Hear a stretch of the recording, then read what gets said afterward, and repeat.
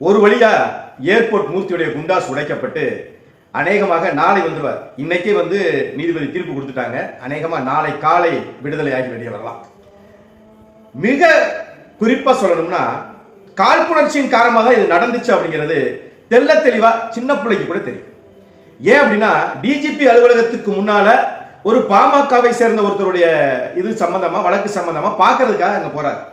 போன இடத்துல அந்த இடத்துல விடுதலை சிறுத்தைகளுக்கு அங்க நிற்பதற்கு எந்த முகாந்தாரமும் அங்க வர வேண்டிய காரணமும் இல்லை. திட்டமிட்டு அங்க நிக்கிறாங்க, தாக்குதல் கொடுக்கிறாங்க.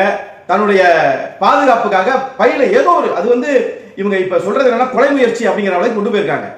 இது திட்டமிட்டு கொண்டு போலையே, யதார்த்தமா அவருடைய பையில இருந்திருக்கு.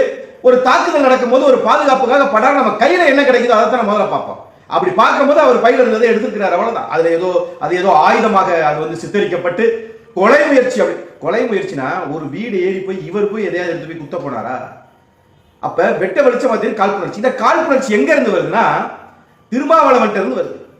இப்ப சாதாரண ஆளுதான் ஏர்போர்ட் மூர்த்தி அப்படின்னா திருமாவளவனுக்கு பிரச்சனை இல்லை. ஆனா கேள்வி மேல கேள்வி கேட்டுக்கிட்டே இருக்காரு. அதை விட முக்கியம் அந்த கேள்விக்கெல்லாம் திருமாவளவன் பதில் இல்லை அப்படிங்கிறதா முக்கியம்.